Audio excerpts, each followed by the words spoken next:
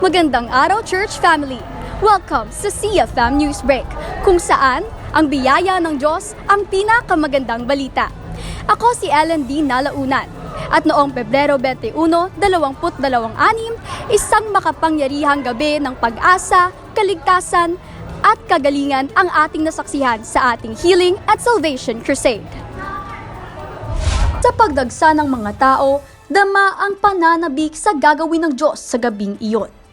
Opisyal na sinimula ng programa sa pamamagitan ng isang makapangyarihang praise song.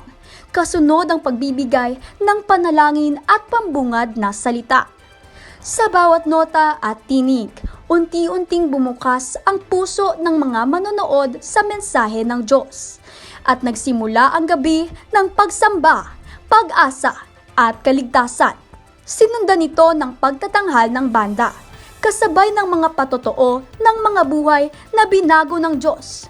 Dito ipinakita ang kapangyarihan ng kanyang gawa sa personal na karanasan ng bawat isa. Ang mga awitin at patotoo ay nagbigay inspirasyon at nagpalakas sa pananampalataya sa lahat ng dumalo. Kasunod ng mga patotoo, isang makabagbag damdaming musical drama ang itinanghal. Kwento ng pagkawasak at pag-ibig ng Diyos na hindi sumusuko.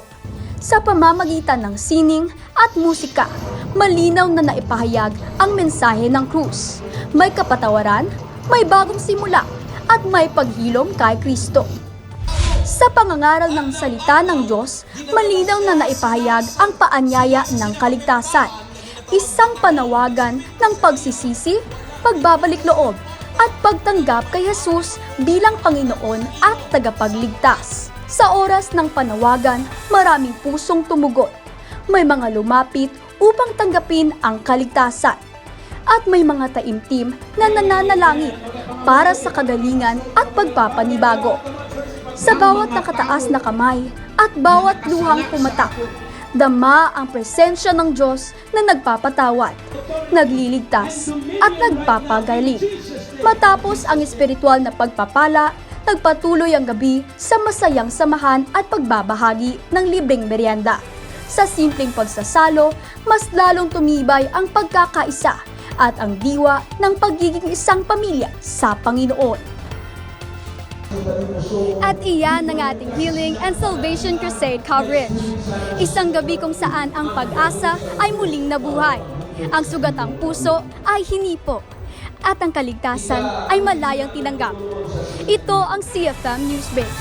Nagpapaalala sa atin na sa bawat panawagan ng Diyos, may kapatawaran, may kagalingan, at may bagong buhay kay Kristo.